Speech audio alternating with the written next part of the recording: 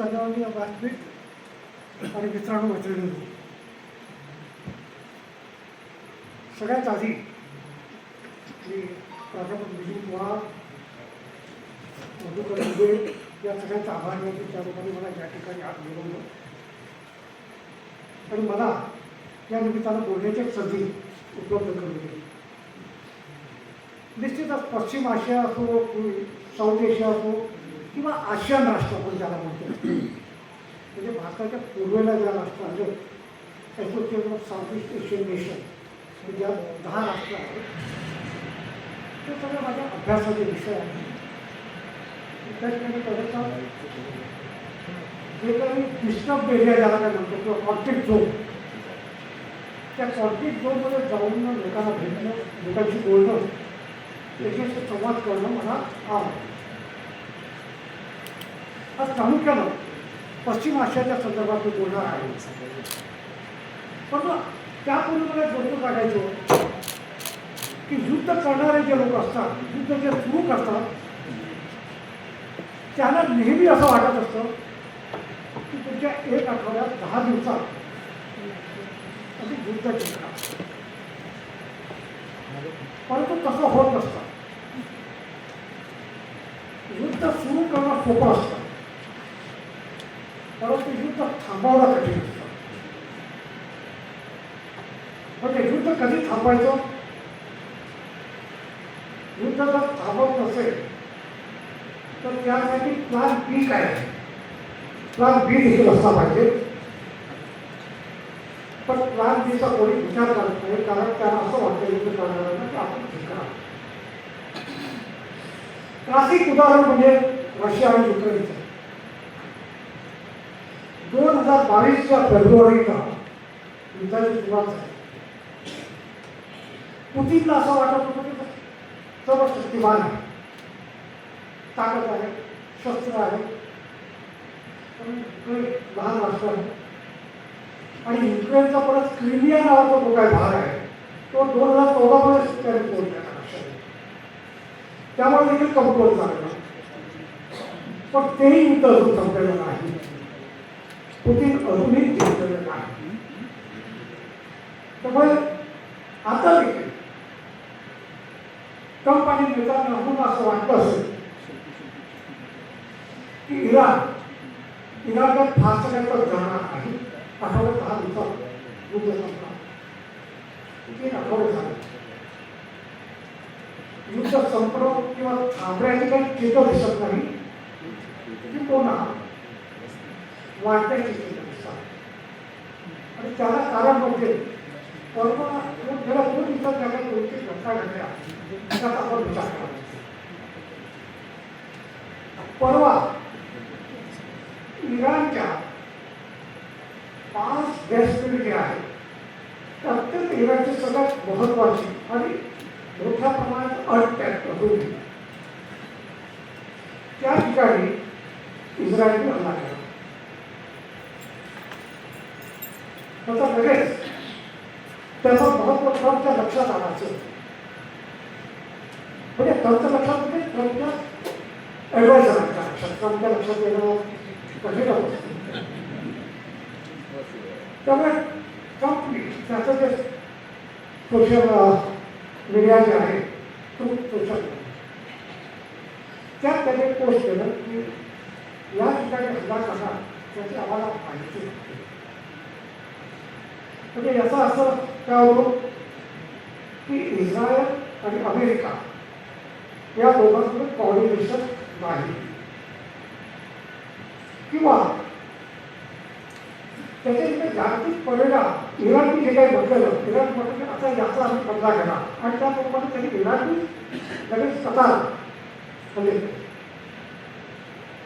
आणि त्यामध्ये आणि लालवाडी चर्चा करण्यात आली. त्या व्यतिरिक्त एक ब्रिटिश पत्रकार सतत इस्रायल आणि अमेरिकेच्या विरोधात कशा स्वरूपानं लोकांनी हत्या केली तो यावर लिहित होता. त्याला बरोबर काल टार्गेट केला. तो एका ठिकाणी उभा होता, बातम्या देत होता. त्याला त्याच्या कॅमेरामॅनला टार्गेटने उडवलं फॉर्च्युनेट दुबईमध्ये तो मृत्यू झाला नाही, हॉस्पिटलमध्ये आहे, सिरियस आहे. त्याने त्याच्या गाडीवर प्रेस केला आहे, शर्टवर प्रेस, तरी त्याच्यात मुद्दा होतो. कारण इस्रायलमध्ये प्रश्न निर्माण करत होता. पण ही तिथं परिस्थिती निर्माण झाली. 28 तारखेला आपण पाहिलं ते सगळे 28च्या आधीच्या काही गोष्टी सांगतो. 27 तारखेला ओमानच्या परराष्ट्र मंत्र्यांनी अमेरिकन वृत्तवाहिनीला एक मुलाखत दिली, इंटरव्ह्यू केला. आणि त्याचं महत्व यासाठी आहे की ओमान, अमेरिका आणि इराण या दोघांमध्ये संवाद व्हावा यासाठी मध्यस्थी आहे. आणि त्यात बऱ्याच प्रमाणात त्याला यश देखील आहे. 27 तारखेला ओमानच्या परराष्ट्र मंत्र्यांनी अमेरिकन वृत्तवाहिनीला म्हटलं की आमची जी काही चर्चा सुरू आहे त्यातून एक पॉझिटिव्ह परिणाम पुढच्या काही दिवसात मिळाला. आणि इराणने मान्य केलं आहे की त्या अणु कार्यक्रम इराणचा जो आहे तो थांबवला. ही गोष्ट 27 तारखेला. आणि 28 तारखेला सकाळी अमेरिका आणि इस्रायलने हल्ला केला. म्हणजे एकीकडे वाटाघाटी करायचं, नेगोसिएशन करायचं. नेगोसिएशन एका सकारात्मक दिशेने जातं, त्याला असंच ठेवायचं आणि हल्ला करायचा. आणि त्याच्या 2 दिवस आधी भारताचे पंतप्रधान इस्रायलला जाऊन आले. आता ही जी काही वेळ होती ती अतिशय चुकीची वेळ होती. ऑब्वियस अशा स्वरूपाच्या ज्या काही आंतरराष्ट्रीय स्तरावर जे काही 2 लेटर भेटतात ते काही शेवटच्या क्षणी काही भेट ठरत नाही, महिना 1.5 महिन्यापूर्वी शिकले असतात. पण युद्ध होणार कुठल्याही क्षणी अमेरिका इस्रायल हल्ले करणारे दिसत सगळ्यांना जाणवत.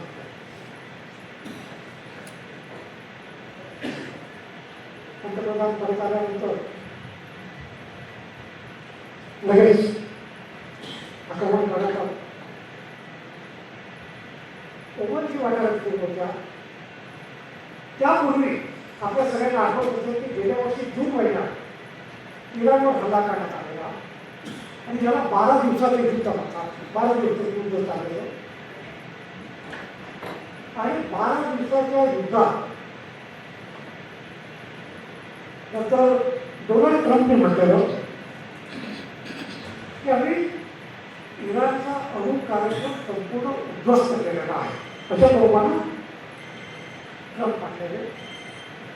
नेतान्याहूने तेव्हा म्हटलेलं की हा आमचा ऐतिहासिक विजय आहे.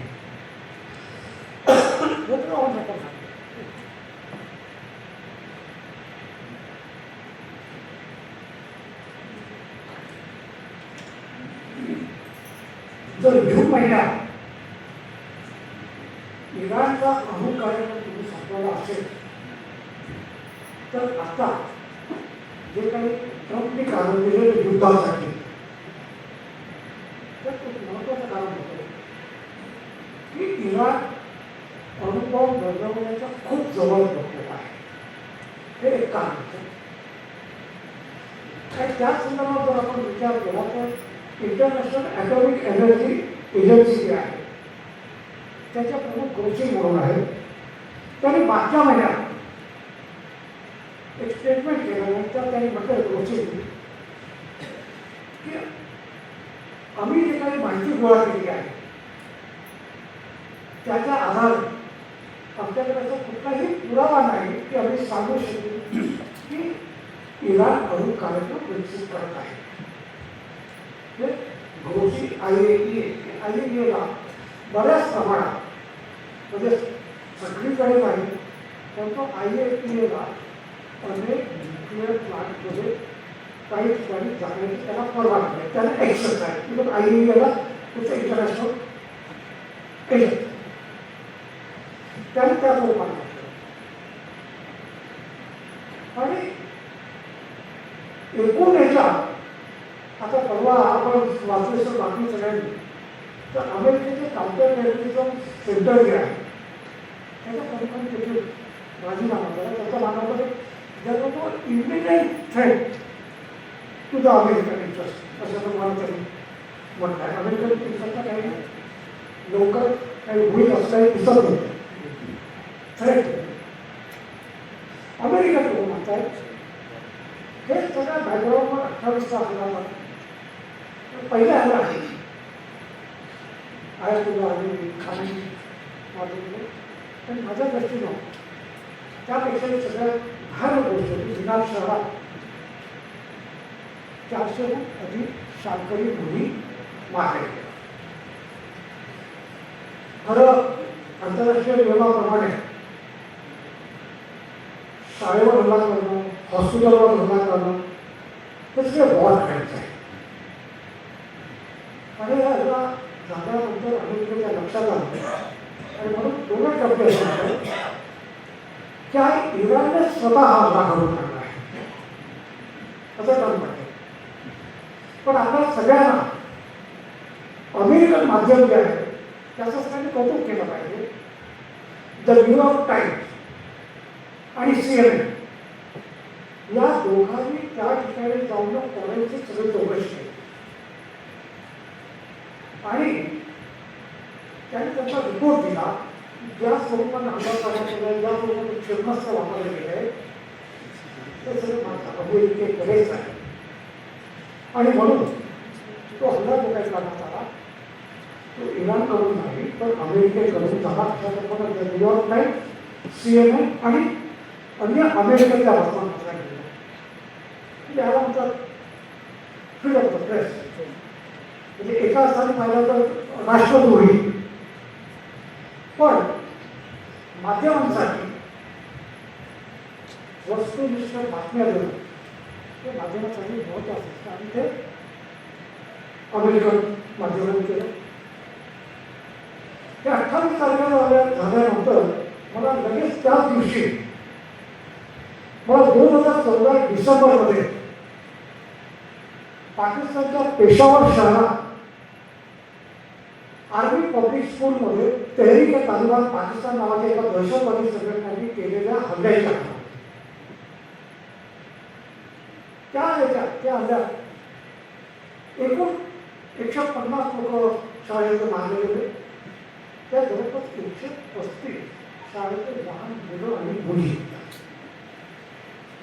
पण तेव्हा नाशिकमध्ये असतात सगळ्या भारतात आणि सगळ्या जगभर सगळ्या शाळेतल्या विद्यार्थ्यांनी रस्त्यावर येऊन दहशतवाद्यांचा निषेध केलेला, टिकीचा निषेध केलेला, प्ले कार्ड केलेला, विद्यार्थ्यांनी केलेला, इतरांनी केलेला.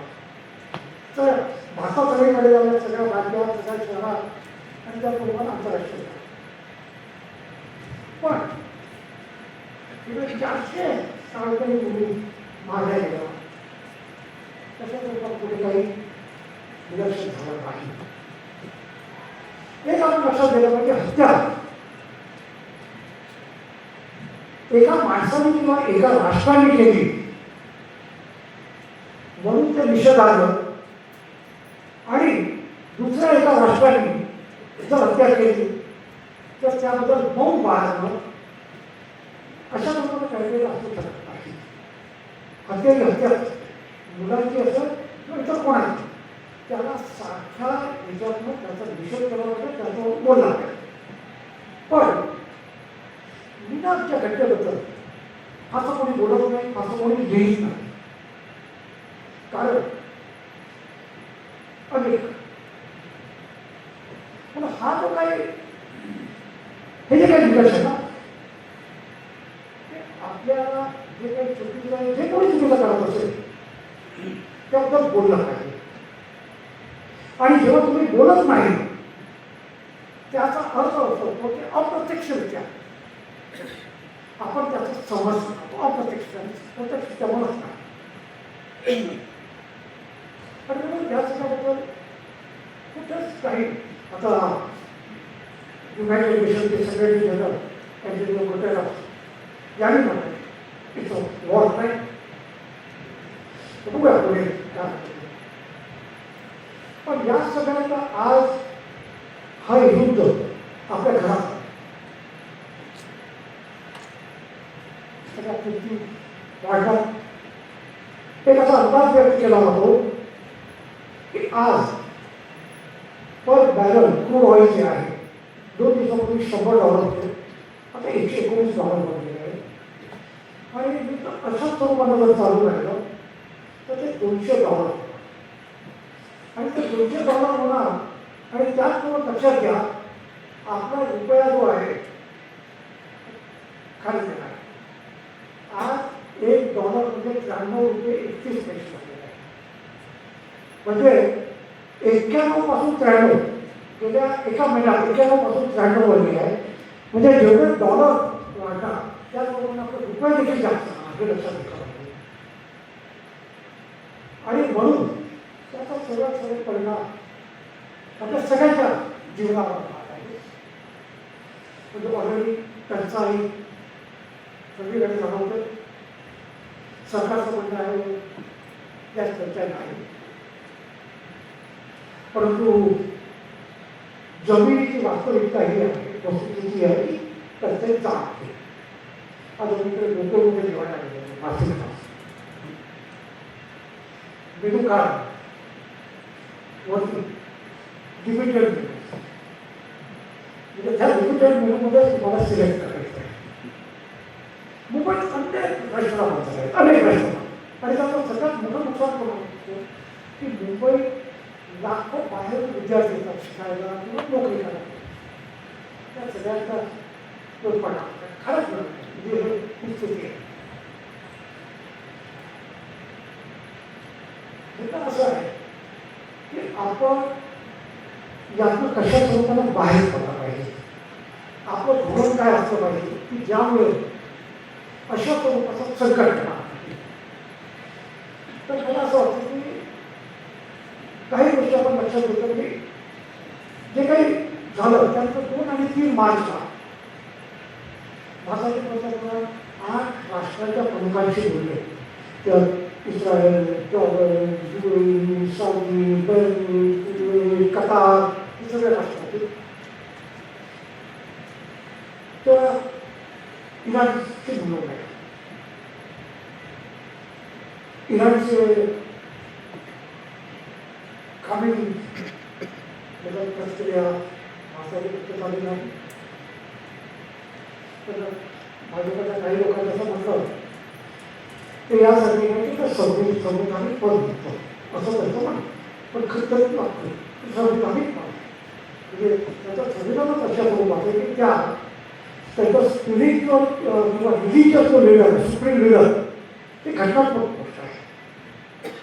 नंतर 5-7 दिवसानंतर आपले महाराष्ट्राचे विक्रम मिश्र त्यांनी इराणच्या अध्यक्षांमध्ये जाऊन तो प्रस्ताव त्यानंतर पंतप्रधान देखील इराणच्या राष्ट्राध्यक्षांची बोलली.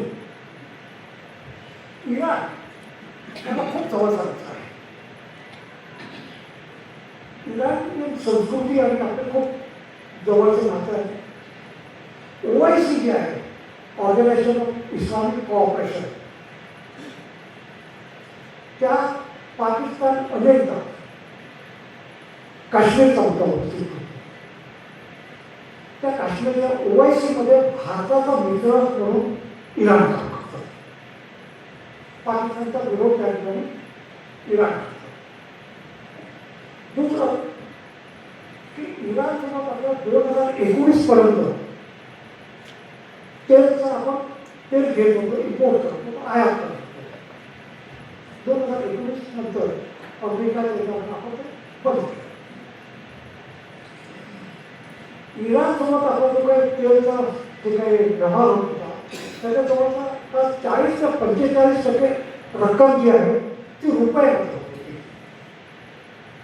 आणि त्या रुपयामध्ये होत असल्यामुळे त्याचा आपल्याला फायदा होतो. कारण डॉलरचं जे काही फ्लक्च्युएशन आहे डॉलर तिच्या वाचतात, त्यामुळे असं नुकसान जे काय होतं ते नुकसान होत नाही त्याचं. आणि ते इराणलाही बरोबर, कारण इराणवर निर्बंध असल्यामुळे डॉलर त्याच्यासाठी मोठा प्रश्न होता. त्यामुळे भारताच्या रूपांतर भारताचं ते घरी घेऊ शकत होते. हा दोघांच्या सोयीस्कर होतो, दोघांच्यासाठी ते बघितलं. आपल्या सगळ्यांना माहिती असेल की इराणमध्ये चाबहार नावाचं खूप मोठं बंदर आहे तो, आणि भारताच्या दृष्टीने त्याचं खूप स्ट्रॅटेजिक महत्त्व आहे. स्ट्रॅटेजिक महत्त्व यासाठी की पाकिस्तानचं सगळ्यात मोठं नवीन बंदर, नवीन पोर्ट भारताचं कराची सगळ्यात मोठं होतं. परंतु आता बलुचिस्तानमध्ये ग्वादर नावाचं त्याचं एक नवीन पोर्ट त्याने विकसित केलेलं आहे. म्हणजे त्याने विकसित केलं ते चायनाने विकसित केलं, चायनाचं इन्व्हेस्टमेंट आहे. आणि ग्वादरपासून चीनमध्ये शिनजियांग नावाचं एक प्रांत आहे, त्याचं कासगड नावाचं मेजर शहर आहे. तिथपर्यंत तो चायना पाकिस्तान इकॉनॉमिक कॉरिडॉर बनवला आहे. त्यात चीनने $70 बिलियन इन्व्हेस्टमेंट केली आहे. 70 अब्ज डॉलर तुम्ही इन्व्हेस्टमेंट केली आहे. चीनच्या इंडस्ट्रीज. आणि ग्वादरपासून चाबहार पोर्ट जे आहे ते 70 सागरी मिल्स, 70 नॉटिकल माइल्स एवढे अंतरावर आहे. एवढे अंतरावर असल्यामुळे कसं नाही, त्याचं स्ट्रॅटेजिक महत्त्व सांगतो ते सांगायला नको, सगळ्यांना लक्षात काय त्याचं महत्त्व. चीनच्या जे काही ॲक्टिव्हिटीज आहेत त्यातनं आपल्याला लक्ष देऊ शकतो आपण. चीनच्या सबमरीन ग्वादर आणि त्या परिसरात मोठ्या प्रमाणात दिसायला लागलं. इव्हन कोलंबो, तुम्हाला आठवतं दीड वर्षापूर्वी त्यांचं एक सर्व्हिलन्स शिप आहे चीनचं, ते कोलंबो सापडलं. आणि त्यावर भारताने आक्षेप घेतला. कारण सर्व्हिलन्स शिपचं कोलंबो येणं म्हणजे ऑब्वियस भारताच्या संदर्भात. अशा भारताच्या जवळपास अनेक राष्ट्र सर्व्हिलन्स करतात. आता अलीकडे इराणचं INS डेना नावाचं जे फ्रिगेट वॉरशिप ते भारताच्या विशाखापट्टणम या ठिकाणी कवायतीसाठी आले आणि परत जात असताना त्याला श्रीलंकेचं गोल नावाचं जे शहर आहे त्यापासून साधारण 20 ते 25 नॉटिकल माईल अंतरावर त्याला उडवलं. आणि कोणी तर अमेरिकेच्या पाणबुडी. आता मुद्दा असा आहे की अमेरिकन पाणबुडी, अमेरिका आपला मित्र आहे असं आपण मानतो. तर अमेरिकन पाणबुडी भारताच्या जवळ म्हणजे टेक्निकली तर भारताला पाणीच नव्हतं. कारण सागरी किनाऱ्यापासून साधारण 12 नॉटिकल माइल्स जे असतात ते त्या देशात पाणी असतं.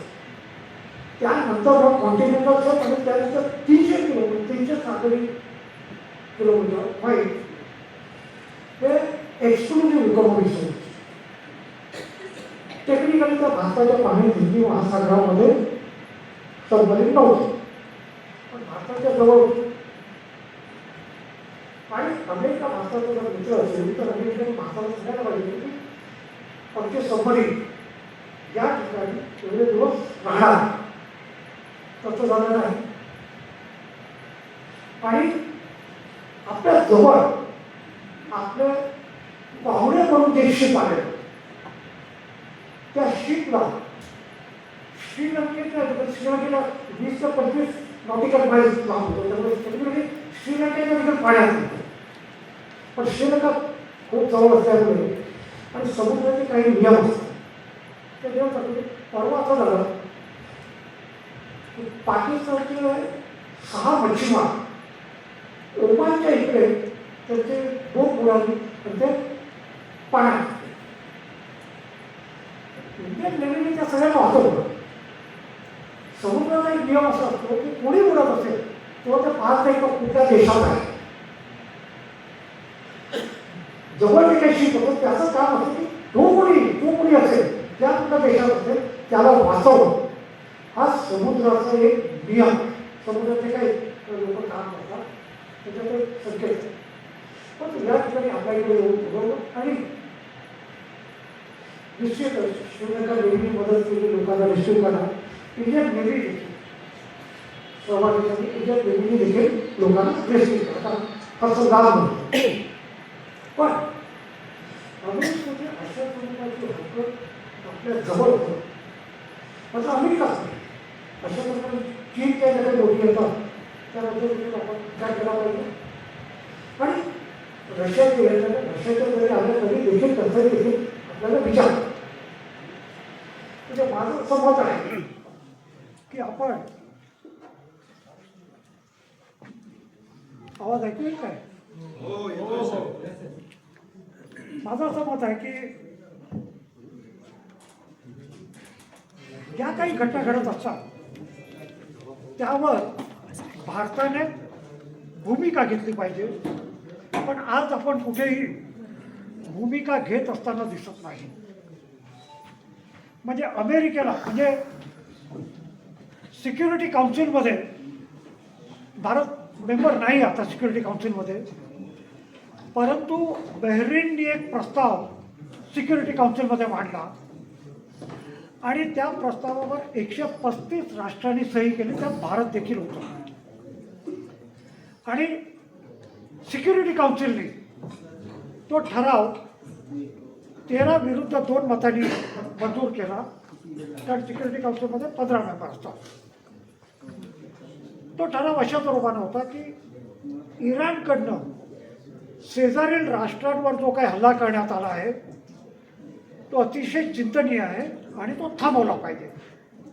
त्या 13 राष्ट्रांनी ठरावाच्या बाजूनं मतदान केलं. रशिया आणि चीनने त्या ठरावाचा विरोध नाही केला, पण ते सहभागी नाही झाले, ॲब्स्टेन त्याच्यात आले आणि म्हणून 13 विरुद्ध 2 मतांनी तो ठराव पास झाला. मुद्दा असा आहे की इराणने हल्ला केला ते त्याचा निषेध केलाच पाहिजे, त्याबद्दल काही दुमत असताना तो कोणाचंच कारण नाही. परंतु त्याचसोबत अमेरिका आणि इस्रायलने जे काही केलं आहे त्याबद्दल देखील बोललं पाहिजे. आणि भारताची भूमिका म्हणजे भारताचं परराष्ट्र धोरणाचा आपण विचार केला तर त्यात एक सातत्य राहिलं आहे. नेहरू, नासर, टिटो, सुकर्णो या सगळ्यांनी मिळून नॉन अलाइड मुवमेंट खूप निरपेक्ष आंदोलन सुरू केलेलं आणि त्याचा मुख्य उद्देशच त्या काळातले जे महाशक्ती होते अमेरिका आणि सोव्हिएट रशिया या दोघांपैकी कोणाच्याही एकाच्या बाजूची भूमिका न घेता एक तटस्थ आणि वस्तुनिष्ठ भूमिका घेतली पाहिजे अशा स्वरूपानं गुट निरपेक्ष आंदोलनाची भूमिका होती. आज ही भूमिका घेण्याची आवश्यकता आहे. अमेरिका आणि इस्रायलला देखील सांगण्याची आवश्यकता आहे. अमेरिकाच्या सांगण्यामुळे आपण रशियाकडनं जे काही तेल खरेदी करत होतो आपल्याला सबसिडीत मिळत होतं ते आपण खूप कमी केलं. आणि आता ट्रम्प म्हणतात भारताला मी 30 दिवस परवानगी देतो. Who is Donald Trump? भारताचा निर्णय भारत घेईल, भारताचा निर्णय ट्रम्प घेणार नाही. आणि आता रशियाने असं केलं आहे की आधी आपल्याला जे सबसिडीज द्यायचे त्याचा सबसिडीज देणार नाही. म्हणजे एका राष्ट्रासाठी माझं हे मत आहे की आपलं आंतरराष्ट्रीय धोरण जे आहे ते आंतरराष्ट्रीय धोरण कुठल्याही एका देशाच्या बाजून असता कामा नये, तर किंबहुना सगळ्या देशाला सोबत घेऊन जाणार आपलं आंतरराष्ट्रीय धोरण असलं पाहिजे. आणि भारताकडनं ही लोकांची अपेक्षा आहे. कारण हा देश हा गौतम बुद्ध आणि महात्मा गांधींचा देश आहे. हे आपण लक्षात घेतलं पाहिजे. आणि म्हणून मला असं वाटतं की या सगळ्या ह्याच्या आपण सगळ्यांनी बोलण्याची आवश्यकता आहे. हे युद्ध थांबेल यासाठी प्रयत्न करण्याची आवश्यकता आहे. पण युद्ध जे सुरू करतात त्याच्यावर जबाबदारी असते युद्ध थांबवायची. आज युद्ध थांबणार पुढच्या 8-10 दिवसात असं काही चिन्ह दिसत नाही. त्या 2 गोष्टी आपण लक्षात घेतल्या पाहिजे की अमेरिकन माणूस जो आहे तो अमेरिकन माणूस कधी युद्धात मेलेलं त्याला आवडत नाही. कुठलाही अमेरिकन माणूस युद्धात मरू इच्छित नाही. व्हिएतनाम युद्धात किंवा अफगाणिस्तान ह्याच्यात जेव्हा डेड बॉडी मॉर्टर युनिट आपण जे म्हणतो ते जेव्हा अमेरिकेला जायचे तेव्हा तिकडे लोक विरोध करायचे आणि म्हणून व्हिएतनाममधून माघार घ्यायचे आणि अफगाणिस्तानमधून माघार घ्यायला लागले. अमेरिकेला आपलं माणूस युद्धात मरायला आवडत नाही. पण इराणच्या बाबतीत ती स्थिती नाही. लक्षात घ्या ते अमेरिकेने ओळखलं पाहिजे. म्हणजे आपण ज्या देशावर हल्ला करतो त्या देशातल्या लोकांची मानसिकता काय आहे, ते युद्धाकडे कशा स्वरूपाला पाहतात याचा देखील विचार करण्याची आवश्यकता आहे. इराणचा जो माणूस आहे तो अशा ह्याच्यात मरायला तो खवतात्म्य मानतो त्याला आणि तो समोरून जायला तयार. लक्षात घ्या हे जे काही जेवढे लोक आता मारले गेले त्या सगळ्यांचे आपण टी व्हीवर वगैरे जे काही व्हिडिओ पाहतो किंवा फोटो पाहतो त्याच्यानंतर ते ना लाखो लोक रस्त्यावर उतरतात. त्यांना माहिती आहे आपल्यावर हल्ला होऊ शकतो तरी जातात. हा अमेरिका आणि इराणमधला फरक आहे. हा इराण आणि व्हेनेझुएलामधला फरक आहे. व्हेनेझुएला निकोलस मादुरो याला काराकस कॅपिटल सिटी जी आहे त्यावर हल्ला करतात. त्याला उचलून अमेरिकेत केलं. व्हेनेझुएला फारशी काही प्रतिक्रिया उघडली नाही. थोडीफार निदर्शन वगैरे झाले पण मास अशा स्वरूपाचं काही उठाव किंवा अशा स्वरूपाचं काय झालं नाही. पण इराण इज नॉट व्हेनेझुएला हे लक्षात. Iran is not Venezuela. आणि हे ट्रम्पच्या लक्षात येत आहे. आणि सगळ्यात महत्त्वाचं असं की आता ट्रम्पचे जे अलीकडचे जे काही स्टेटमेंट आहे त्याचा ट्रम्पला नेमकं लक्षात येतं की आता मागे कसं घ्यायचं. त्याला वाटत होतं की लगेच आपण सत्तांतर करू आणि म्हणून जर आपण पाहिलं की डिसेंबर आणि जानेवारीमध्ये जे काही इराणमध्ये आंदोलन झालं डिसेंबरच्या शेवटी तेहरानमधून आंदोलनाची सुरुवात झाली आणि त्या आंदोलनाची सुरुवात व्यापाऱ्यांनी केली आणि त्यांचं इतर आर्थिक प्रश्नावर त्यांचं आंदोलन होतं. पण लगेच त्या आंदोलनाचं स्वरूप महिलांचे अधिकार महिलांचे स्वातंत्र्य यावर ते टर्न झालं आणि धार्मिक सत्तेला चळवळी चॅलेंज केलेलं मोठ्या प्रमाणात. म्हणजे जे काही वेगवेगळ्या सोर्सेसकडे जे काही माहिती आहे त्याप्रमाणे जवळजवळ 10,000 लोकांना ठार करण्यात आलं. म्हणजे इराणची जी काही राजवट आहे किंवा सुरुवातीला खोमेनी नंतर 89 पासून खामेनी ब्रुटल म्हणजे ते तर माझे म्हणजे ब्रुटली लोकांना ते चिरून टाकायचं त्यांचं आंदोलन चिरून टाकायचे. 10,000 लोकांना ठार मारलं. अनेकांना मृत्यूदंड दिला. तुरुंगात अनेक जण आहेत आणि सगळ्यात क्लासिक म्हणजे नर्गिस मोहम्मदी नावाची मुलगी 45 वर्षाची तिकडे 7 वर्ष तुरुंगात आहे. 2023 मध्ये तिला नोबेल पुरस्कार देण्यात आला शांततासाठी. जाऊ दिलं नाही. तिचा हसबंड आणि मुलं तिच्या नवऱ्याला देखील पकडलेलं पण कसं तरी तो पळून इराणमध्ये गेला आणि तो पॅरिसमध्ये आहे त्यामुळे ते लोक गेली होती. 2022 मसा अमिनी नावाची एक 22 वर्षाची तरुण मुलगी, ती कुर्दिश, कुर्द नावाचं जी जमात आहे की जे 4 देशात विखुरली गेली आहे. 4 देशात सगळ्यात मोठी अशी जमात आहे की 4 देशात विखुरली गेली आणि त्याचा स्वतःचा देशच नाही, असं कुर्दिश. ते सिरिया, इराण आणि तुर्की याच्यात विखुरली गेली. तर ते मसा अमिनी तेहरानमध्ये आलेली, तिचा हिजाब आरोप होता की व्यवस्थित नव्हतं, तिला पकडलं, कस्टडीमध्ये गेली. तर 2022 जे काही आंदोलन झालं, मसी त्या अमिनीच्या समर्थनात तिच्या बाजूनं, तेव्हा देखील 5 ते 6 हजार लोकांना ठार मारण्यात आलेलं. 2022 तर 2026 1979ला इस्लामिक क्रांती झाली. इस्लामिक क्रांतीनंतर सगळ्यात पहिल्यांदा बंधनं आली महिला मुलींनी. त्याच्याबरोबर काही लाख महिलांनी इराणमध्ये मोर्चे काढले. नंतर जे काही कम्युनिस्ट लिबरल वगैरे जे होते त्या सगळ्यांना सुद्धा.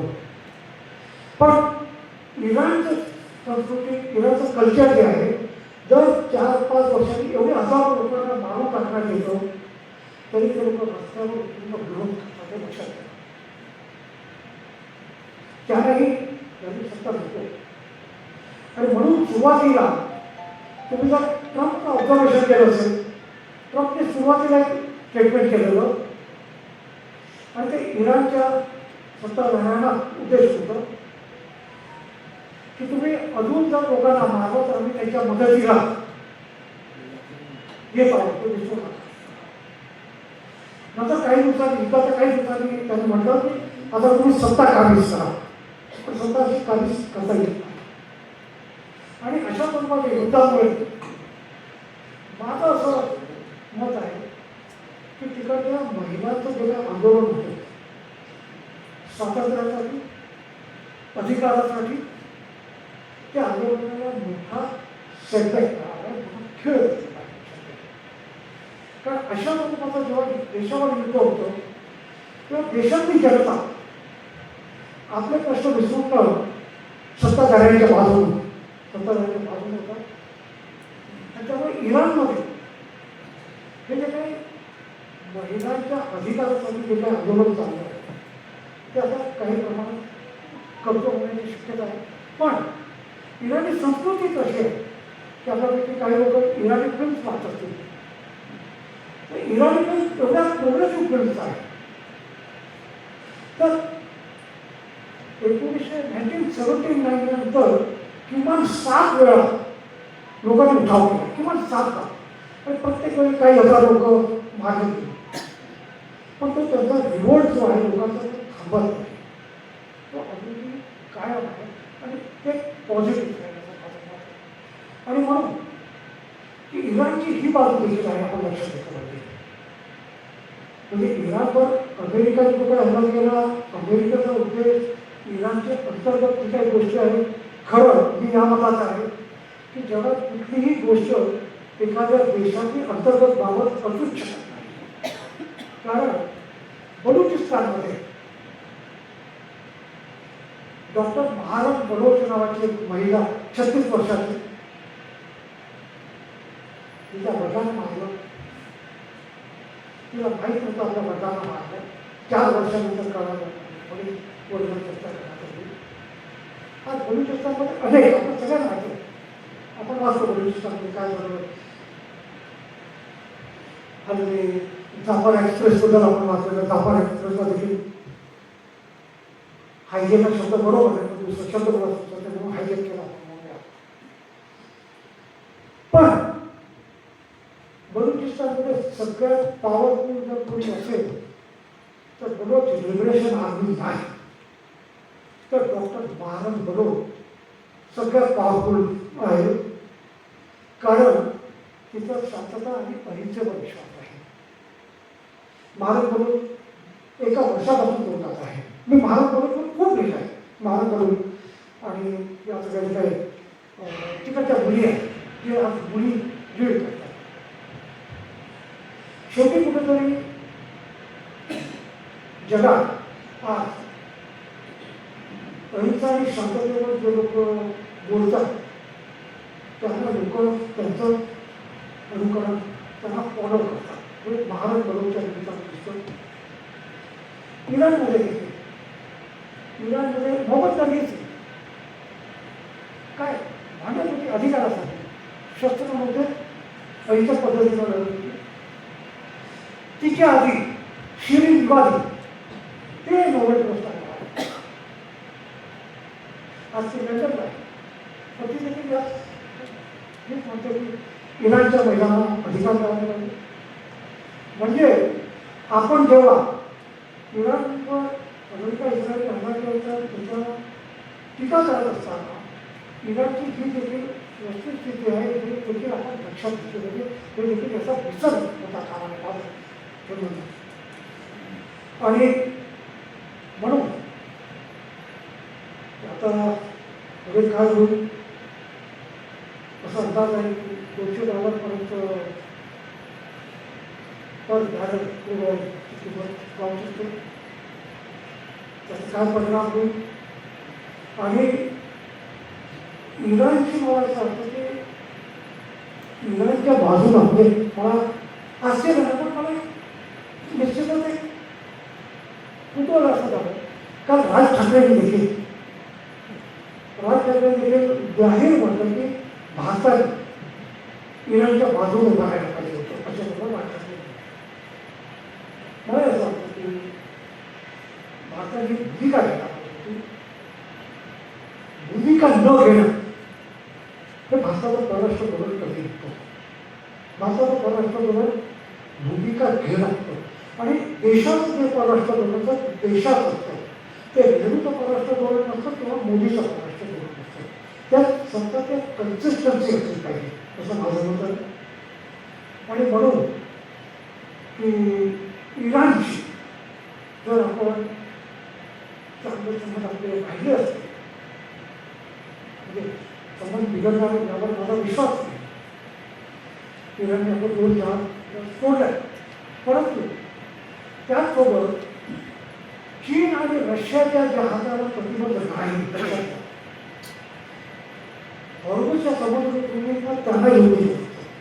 बाकीच्या सगळ्यावर काही प्रमाणात आपले परराष्ट्र जयशंकर असं की केस टू केस त्याचा विचार केला पाहिजे इराणकडे. तर अशा स्वरूपानं परिस्थिती निर्माण होऊ नये या दृष्टीने आपण परराष्ट्र धोरणाकडे आणि परराष्ट्र धोरणात व्यक्ती महत्त्वाचा नसतो. एखादं राष्ट्र त्या राष्ट्राच्या बाजूनेच भूमिका घेतली पाहिजे तेही आवश्यक असतं आपल्या देशासाठी. आणि शेवटी परराष्ट्र धोरण काय परराष्ट्र धोरण हे तुमची जे काही डोमेस्टिक पॉलिसी जी असते त्याचं ते एक्सटेन्शन. आणि परराष्ट्र धोरणात नेहमी आपल्या देशाचा कशा स्वरूपाला फायदा होईल ते पाहिलं पाहिजे. आता व्यापाराच्या संदर्भात देखील आपल्याला काही गोष्टींचा विचार करावा लागेल. आता चीनसोबत आपला ज्या स्वरूपाचे संबंध आहे पण ट्रेड वेगळा असेल. आपण चीनकडनं जवळपास $118 बिलियन दरवर्षी आपण इम्पोर्ट करतो आणि आपला एक्सपोर्ट आहे 19 बिलियन समथिंग. म्हणजे जवळपास 100 बिलियनचे डेफिसिट आहे. अशा प्रकारची डेफिसिट कुठल्याच देशाला परवडणार नसते. आणि म्हणून मला असं वाटतं की या सगळ्या गोष्टीचा एकूण सर्वांनी विचार केला पाहिजे. मला असं वाटतं मी या ठिकाणी थांबतो. आणि जर कोणाला प्रश्न असेल तर आयोजकांची परवानगी असेल तर मला काही सांगत नाही.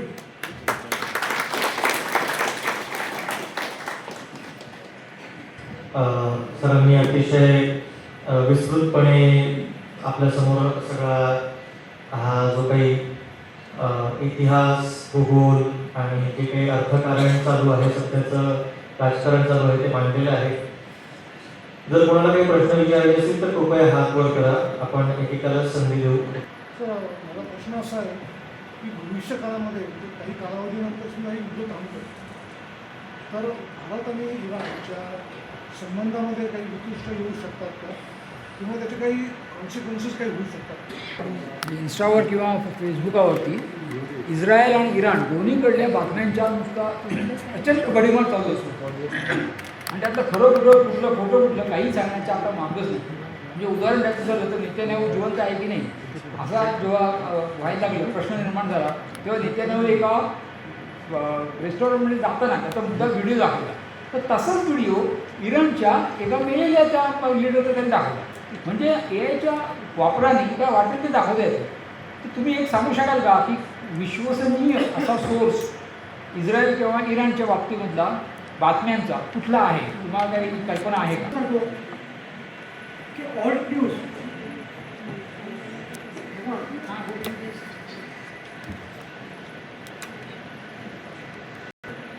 अशा बरोबर खूप महत्त्व आहे ऑल न्यूज. म्हणजे सगळी घटना म्हणजे आता जे काही लोक रील्स देतात किंवा फोटोग्राफ वगैरे त्याचं नक्कीच मेकर्स असतात. म्हणजे प्रत्येकाचं म्हणजे असा तेवढं टाईम तेवढं ॲक्टिव्ह आहे. तुम्ही जर एक्स फॉलो करत असाल प्रॉपर ट्विट तर पेरंट टाईम तुम्ही ट्विटरवर पाहिलं, एक्सवर पाहिलं तर तुम्हाला असं वाटतं की इराणने जिंकतं. त्यात लोकांना सगळीकडे खूप आणि त्याचं खरं काय हे समजणं खूप कठीण आहे आणि ते शोधणं म्हणजे मला असं वाटतं की मी प्रामुख्याने मी न्यूयॉर्क टाईम्स जास्त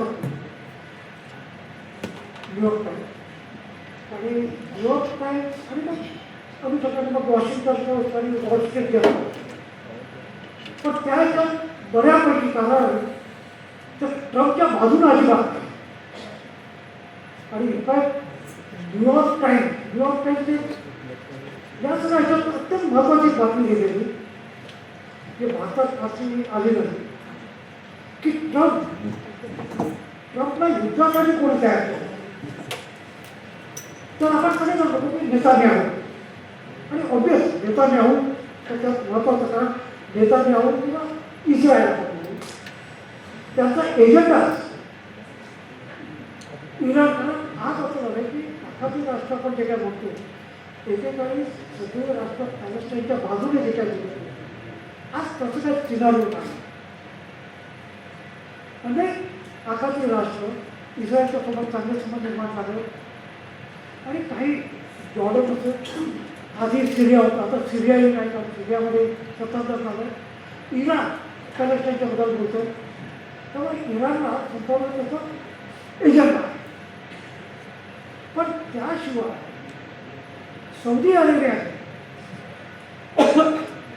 अरेबियाची अधिकृत भूमिका म्हणजे सौदी अरेबियाच्या त्याचे जे परराष्ट्र मंत्रालय आहे त्याचे जर तुम्ही प्रेसनोट जर पाहिले तर त्या प्रेसनोटमध्ये असं आहे की सौदी अरेबिया अमेरिकेने जर इराणवर हल्ला केला तर त्याला आमच्या भूमीचा आणि एअरस्पेस याचा आम्ही उपयोग करून देणार नाही. दिस सौदी अरेबिया पॉलिसी आपण असं म्हणतो. पण मोहम्मद बिन सलमान MBS म्हणून जे ओळखले जातात, क्राऊन प्रिन्स आहे, त्याचं आणि डोनाल्ड ट्रम्प त्याच्यात वेगळंच चालतं आणि ते खूप व्यक्तिगत स्तरावर इन्फॉर्मल अशा बोलताना आणि MBSची भूमिका अशी आहे म्हणजे ते जाहीरपणे नाही की इराणवर हल्ला करण्याची हीच योग्य नाही. म्हणजे MBS आणि नेतान्याहू या दोघांचं आता खरं यांच्याकडे काही प्लॅन नाही. त्यांना वाटत होतं की स्वतंत्र होत नाही. तुम्ही लोकांना सांगितलं की यांच्याकडे अणुबॉम्ब बनवणार आहे आणि 2003 मध्ये सगळ्यांनी पाहिजे, जगाने पाहिजे. 2003 मध्ये अमेरिकेने सांगितलं की इराककडे वेपन्स ऑफ मास डिस्ट्रक्शन आहे आणि म्हणून सद्दाम हुसेनचा पराभव केला. त्याच्यानंतर गेलं नंतर लक्षात आलं की इराककडे वेपन्स ऑफ मास डिस्ट्रक्शन नावाचा प्रकार आहे. आणि त्याचा परिणाम असा झाला की सद्दामला 2005ला पकडला वगैरे त्याने मृत्यूदंड दिला. पण सद्दाम हुसेनने तिकडच्या ज्या काही वेगवेगळ्या जाती जमातीच्या लोकांना जे एकत्र ठेवलेलं he was a destruction, he was a brutal, हे सगळं मान्य होतं. त्यामध्ये त्याचं काही कारण पण त्याने त्या सगळ्या जाती धर्मातल्या लोकांना एकत्र ठेवलं. आज इराक लिबियामध्ये काय झालं म्हणजे अरब स्प्रिंग जे काही झालं, अरब स्प्रिंग बद्दल आपण 2011चा अरब स्प्रिंग तेव्हा अमेरिकेचा म्हणजे लोकशाही झाली. तर संपूर्ण अरबस्थानात आखाती राष्ट्रात सत्ताधाऱ्यांच्या विरोधात आंदोलनं झाली. एक ट्युनिशियाचा अपवाद केला. ट्युनिशियामध्ये खऱ्या अर्थाने लोकशाही स्थापित झाली. पण बाकी सगळ्या राष्ट्रात जे काही लोकशाही जी काही होती ती देखील संपली आणि त्या सगळ्या ठिकाणी जागरी अशा हे लक्षात घ्या. आणि म्हणून मला असं वाटतं की आपण सगळ्यांनी ते लक्षात घेतलं पाहिजे की आपल्याकडे व्हॉट्सअप युनिव्हर्सिटी तुम्हाला लक्षात द्यायला पाहिजे की कुठे आपण काय कुठं कारण आता सगळं फ्री आहे. You have to decide.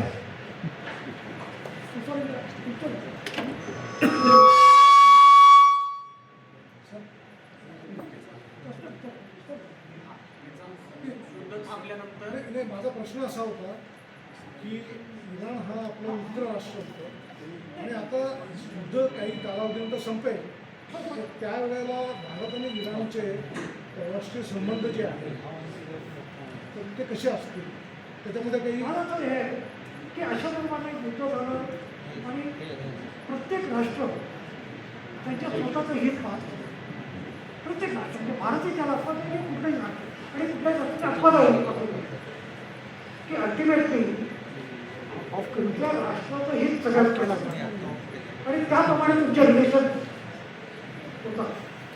आणि त्याप्रमाणे इराणला देखील भारताची आवश्यकता आहे वाईस वर्सा. भारताला देखील इराणची आवश्यकता आहे.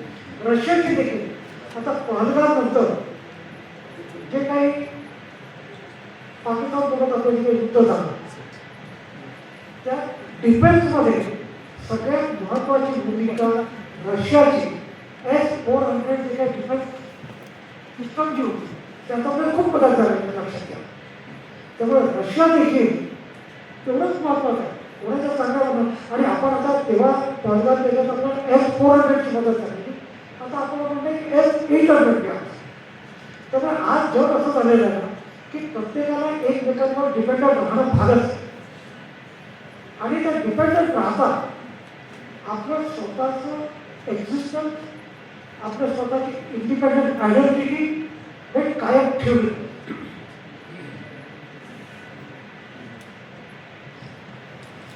मी सकाळी पण व्याख्यान ऐकलं त्याच्यात एक प्रश्न विचारला होता परंतु वेळ खूप झाला होता त्यामुळे तो प्रश्न त्याचं उत्तर राहून गेला. माझा प्रश्न असा होता की भारताला आपण मानलं की भारताला भूमिका ठामपणे घेता येत नाही किंवा घेतली नाही असा एक मेसेज लोकांमध्ये आहे. तर ब्रिक्स एक संघटना आहे ज्याचा भारत सदस्य आहे त्याचा यजमान अध्यक्षपद देखील होतं आणि एक क्वाड म्हणून एक संघटना आहे ज्याच्यात अमेरिका जपान ऑस्ट्रेलिया आणि भारत पण त्याच्यात आहे. तर असं ऐकण्यात येत आहे की या दोन्ही संघटनांमध्ये भारत समाविष्ट झाला त्याच्यामुळं भारताला भूमिका घेणं शक्य होत नाही कारण ब्रिक्समध्ये होतं तेव्हा ब्राझीलने इराणच्या बाजूने भूमिका ठामपणे घेऊ शकत होता. आता क्वाडमध्ये भारत दोन्ही बाजूला आहे त्यामुळं भारताला ही भूमिका घेणं जड जात आहे कुठली तरी म्हणून आहे का किंवा हे परराष्ट्र धोरणाचं कुठंतरी अपयश आहे का असं अमेरिका म्हणजे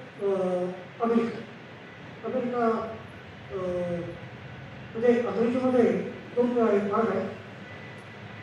अमेरिकेचा बिग ब्रदर अमेरिकेमध्ये एल्डर ब्रदर आणि बिग ब्रदर ह्याच्यात तो काही फरक आहे, पण नेमकं मराठीत तर सांगता येत नाही. त्याचा फरक ब्रदर ब्रदर आणि बिग ब्रदर, तो अमेरिकेचा बिग ब्रदर हा त्याच्यात. त्यामुळे क्वाडमध्ये काही होण्याची शक्यता नाही. पण ब्रिक्सचं जर आपण पाहिलं तर या वर्षाचं अध्यक्षपद भारतात ब्रिक्स, मागच्या वर्षी ते ब्राझीलकडे आणि मागच्या वर्षी ब्राझीलकडे, तर यावेळी इराणने भारताला सांगितलं की ब्रिक्सच्या वतीने स्टेटमेंट करा. या काळापर्यंत इराणने भारताला यासाठी सांगितलं की भारत अध्यक्ष. मागच्या वेळेस जे झालेलं जूनमध्ये मागच्या वर्षी, तेव्हा ब्रिक्सच्या वतीनं स्टेटमेंट निघालं, तेव्हा ब्राझील अध्यक्ष, यामध्ये अजून निघालेलं नाही. त्यावर एस जयशंकर परराष्ट्रमंत्री त्याने अशा प्रकारे म्हटलं आहे की वेगवेगळ्या ब्रिक्स राष्ट्र जे आहेत त्यांच्यात मतभेद आहे, आणि ऑब्वियस सगळ्या ह्याच्यात मतभेद आहे, पण तरी देखील मतभेद जूनमध्ये होते आणि मतभेद असतात. पण मतभेद असताना देखील काहीतरी अनेक मुद्दे असतात की ज्या मतभेद असून देखील काही मुद्द्यांवर तुमचं मतैक्य, आणि ते जे काही मतैक्य असतं ते मतैक्याच्या रूपानं ते स्टेटमेंट निघालं. म्हणजे उदाहरण की इथं थांबवलं ब्रिक्सने अपील करावं ब्रिक्सच्या वतीनं, किंवा डिएस्कलेशन करावं. हे ब्रिक्सकडे कसं आहे, आपण असं पाहतोय की ब्रिक्स लवकरच स्टेटमेंट करायला होते. माझा प्रश्न आहे याबाबत. आपण म्हणाला की युद्धाबाबत भारत सरकारने भूमिका घेतली नाही. माझं म्हणणं उलट आहे, उलट की सरकारने भूमिका घेतली. युद्धखोर अमेरिका आणि इस्रायलला पाठिंबा देण्याची भूमिका भारत सरकारने घेतली आणि परराष्ट्र धोरणामध्ये एकदम उलटी कोलांटी उडी मारली. त्याचा परिणाम भारतावरती भयानक होत आहे आणि संकटामध्ये येत आहे. म्हणून माझं म्हणणं असं आहे की भूमिका घेतली आहे आणि ती RSS संघ परिवाराची आहे, भाजपची भूमिका आहे आणि ते सत्ताधारी आहे, त्यामुळे ती देशाची भूमिका त्यांनी घेतली. आणि परराष्ट्र धोरणामध्ये हा जो बदल घडण्यात आला आहे, तर हे धोरण मोदीचं नाही, जसं आपण म्हणतो की नेहरूचं नव्हतं, भारताचं होतं, तर ते संघ परिवाराचं आहे. आणि म्हणून असं धोरण या देशहिताचं कसं होतं म्हणता येईल. जरी काही प्रयत्न केले, इराणनी काही समजा जहाजं सोडली, काही थोडासा गॅसचा प्रश्न सुटला, काही थोडासा कमी झाला, तरीसुद्धा युद्धखोरीला पाठिंबा देणं हे भारताच्या परराष्ट्रीय धोरणाचं हे धोरण दिशा कधीपासून झाली. आणि म्हणून याची आपण निषेध तर केलाच पाहिजे, धिक्कार तर केलाच पाहिजे. पण या परराष्ट्रीय धोरणाचा जो बदल घडवून येत आहे ते अतिशय धोक्याचं आहे. भूमिका घेतली नाही असं म्हणणं फार चुकीचं आहे असं मला वाटतं. काय असतं लक्षात घ्या की वेगळेपणा असतात की मौन बाळगणं. भारताने मौन बाळगलं. लक्षात घ्या, भारताने खड्ड्यात नाही केलं किंवा भारताने उगत पाठिंबा दिला एकामध्ये मान्य केलं पाहिजे. आता पाठिंबा न देणं, विरोध न करणं, म्हणजे यात तुम्ही शशी थरूरचा जर लेख वाचला असेल तर शशी थरूरचा लेख किंवा शशी थरूरने देखील म्हटलं आहे की समटाईम मौन पाळणं जे आहे ते देखील उपयोगी होतं. अशा प्रकारे शशी थरूरची भूमिका आहे. आणि काँग्रेसमध्ये शशी थरूर आणि मनीष तिवारीची जी काही भूमिका आहे ती इतर काँग्रेसच्या नेत्यापेक्षा वेगळी आहे आणि डाव्या पक्षाची एकदम वेगळी. फरक जो आहे, माझं एवढं म्हणणं आहे की सिक्युरिटी काउन्सिलमध्ये इराणचा निषेधाचा जो काही प्रस्ताव येतो त्याच्यात 135 राष्ट्रांनी सही केली आहे, तर भारत आहे. त्याबद्दल मला दुःख नाही, पण मला दुःख या गोष्टीचं आहे की इतर जे काही आहे, अमेरिकेने जे काही केलं त्याबद्दल मौन बाळगणं हे भारताचं धोरण राहिलं नाही. म्हणजे म्हणून मी म्हटलं की परराष्ट्रीय धोरण जे असतं ते व्यक्तीचं नसतं, नेहरूचं धोरण, मोदीचं धोरण नसतं, ते भारताचं धोरण असलं पाहिजे आणि त्यात सातत्य असलं पाहिजे. म्हणजे अशा स्वरूपानं उद्या तिसरा कोणीतरी सत्तेत गेली, त्याचा परराष्ट्र धोरण असा होता कामा नये. परराष्ट्र धोरण भारताचं परराष्ट्र धोरण असावं. It needs to be consistent. आणि म्हणून मी नामचं उदाहरण दिलं, नॉन अलाइड म्हणूनचं. कुठेतरी भारताने जी काही भूमिका घेतली की स्पष्टपणे आपण जे काही चुकीचं होतं ज्या काही त्याच्या बाजूने उभं राहता कामा आहे, हे भारताचं धोरण आहे आंतरराष्ट्रीय स्तरावर. आणि तेच भारताचं धोरण राहिलं पाहिजे. अजून 2 प्रश्न आहेत सर. भारत अमेरिकेचा अंकित देश झाला आहे का आणि युनोचे महत्त्व संपुष्टात आले आहे का? भारत अमेरिकेचा अंकित देश झाला आहे का? युनोचे महत्त्व संपुष्टात आले आहे का? युनायटेड नेशन,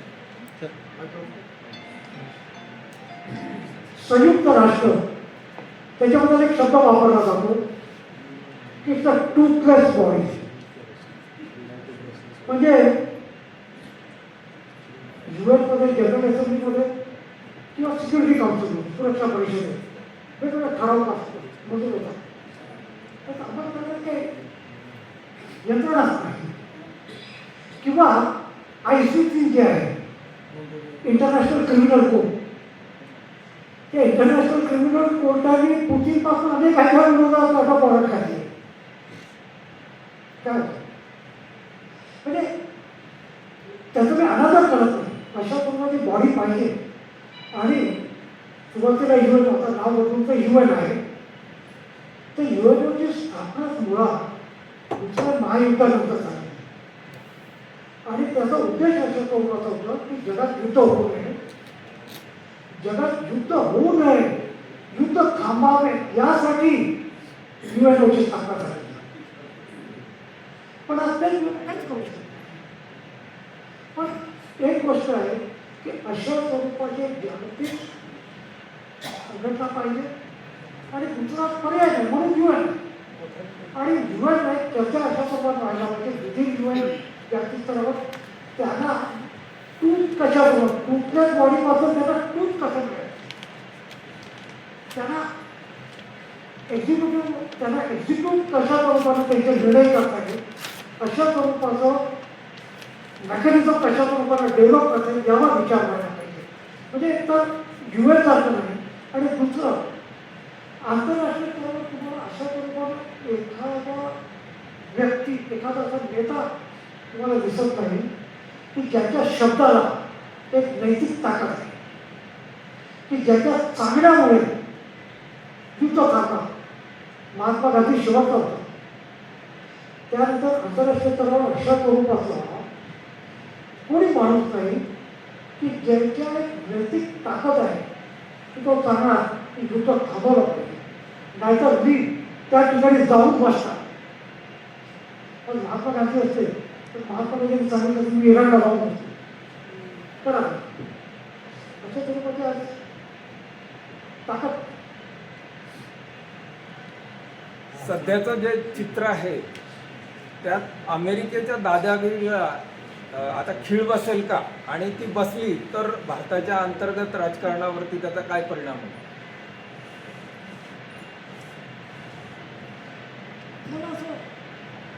भारताच्या अंतर्गत या सगळ्या गोष्टीचा किती परिणाम होतो म्हणजे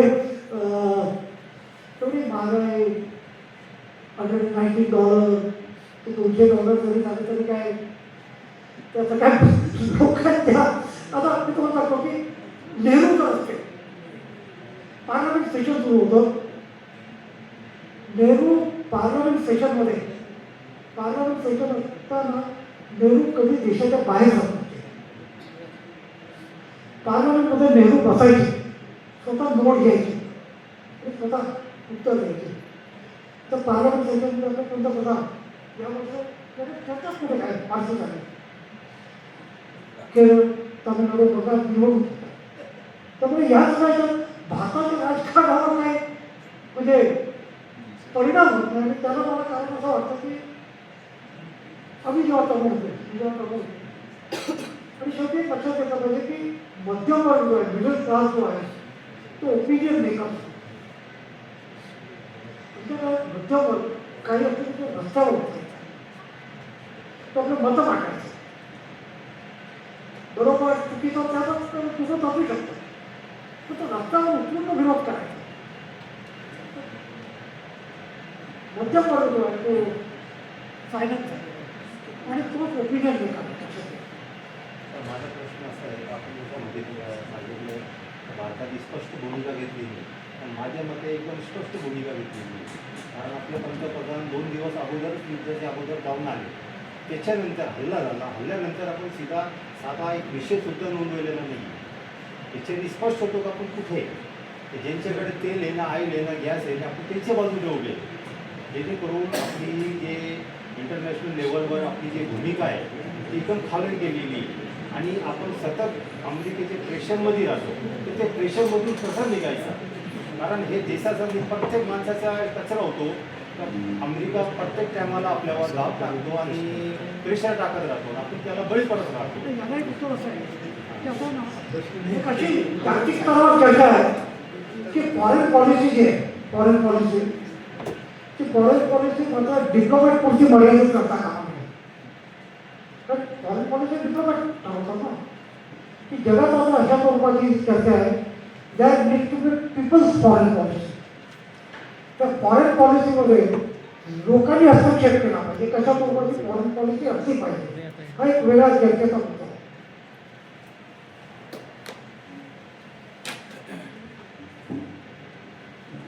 सर, ह्या इस्लामिक कंट्रीज ज्या आहेत, इराण, इराक, सौदी, अफगाणिस्तान, या धार्मिक कट्टरतावादी कंट्रीज आहेत आपण असं म्हणतो, खास करून महिलांच्या बाबतीत.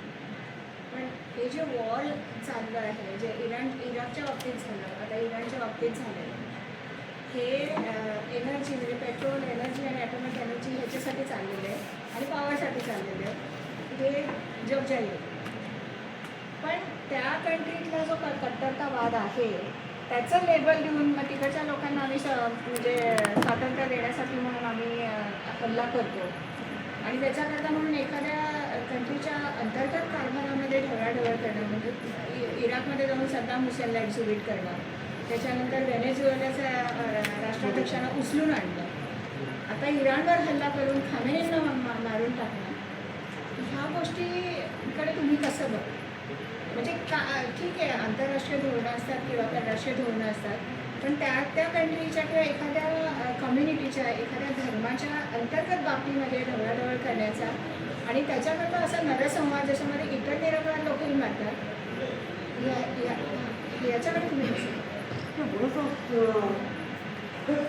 बेकायदा म्हणजे जे काही आंतरराष्ट्रीय नियम, संकेत, कायदे त्याच्या विरोधातच म्हणजे आता म्हणजे त्याला even UN security general Antony गुटेरसने देखील म्हटलं की बेकायदेशीर त्याला थोडंसं पूर्ण आहे.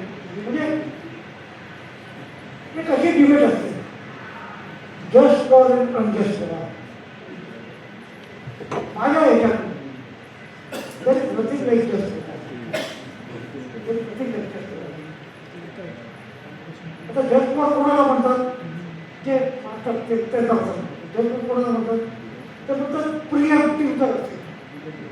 म्हणजे आम्हाला वाटतं की ते आमच्यावर हल्ले करतील आणि म्हणून आम्ही डिफेन्स म्हणून किंवा प्रिएम्प्टिव्ह त्याच्यावर स्ट्राईक केलं, अशा स्वरूपानं त्याला ते जस्ट वॉर म्हणतात. आता या याच्यामध्ये तसाही नाही आणि म्हणून की हे जे काही डिबेट आहे ना, जस्ट वॉर अनजस्ट वॉर, ती डिबेट गुड तालिबान आणि बॅड तालिबान, तरी नथिंग नाही गुड तालिबान. म्हणजे अशा स्वरूपानं जस्ट वॉर आणि जस्ट वॉर अनजस्ट वॉर वगैरे हे सगळं याला असं म्हणतो आणि अनेक गोष्टींचा थँक्यू सर. आपण एक शेवटचा प्रश्न घेऊया आणि आपण देशात याच्यापूर्वी अनेक गोष्टीचे युद्ध झालेले आणि त्यावेळेचे ज्या पंतप्रधानांनी आताचा जो पंतप्रधान जो निर्णय घेतो त्यावेळेच्या पंतप्रधानांनी ते तुम्ही सांगितल्याप्रमाणे जे निर्णय घेतलेले, पण हा देश, हा समाज, ही लोकशाही सुरक्षित राहण्यासाठी किंवा महिलांचे प्रश्न सुटण्यासाठी हा देश बुद्धाचा आणि गांधीजीचा आहे, तर हा देश सुरक्षित राहण्यासाठी युद्ध थांबवण्यासाठी आणखीन काय करता येईल? बरोबर आहे प्रश्न. कारण युद्ध थांबवण्याची जबाबदारी यांना प्रामुख्याने ज्यांनी युद्ध केलं आहे त्याच्यावर आहे. त्यांच्याकडे प्लान असला पाहिजे, प्लान ए असला पाहिजे. प्लान ए जर त्याप्रमाणे झालं नाही तर प्लान बी असला पाहिजे. प्लान ए होता स्वतंत्र झालं नाही, प्लान बी काय, प्लान बीच नाही. धन्यवाद sir. Sir okay, one last question please. संपूर्ण आणि आपण बोलूया रे. वन टू वन बोला, वन टू वन बोलतो. आपण बोलूया काय.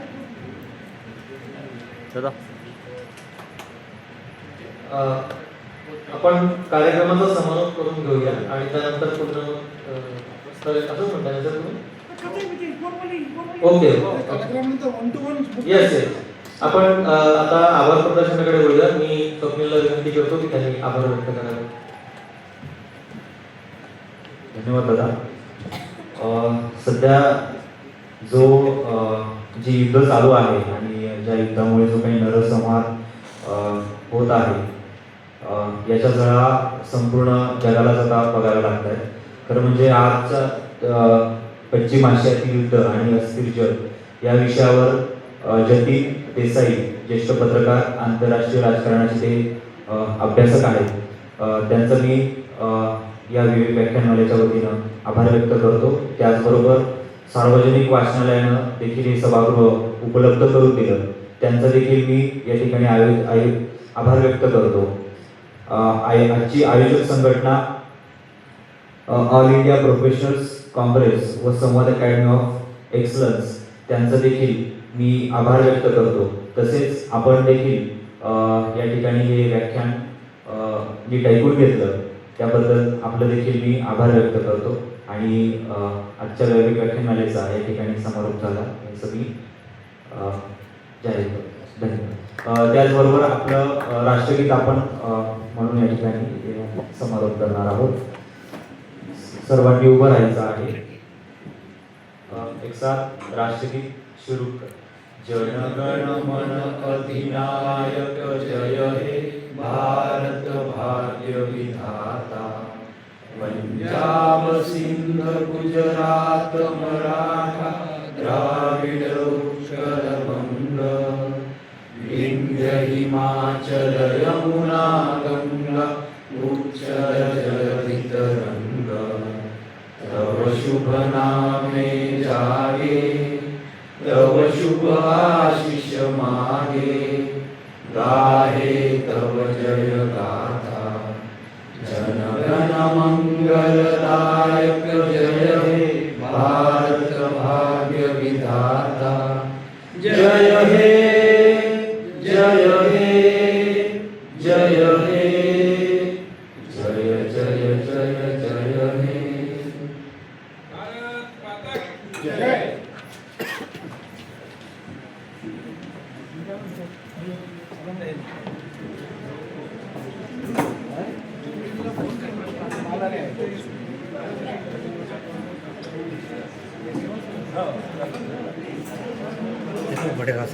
हां चला.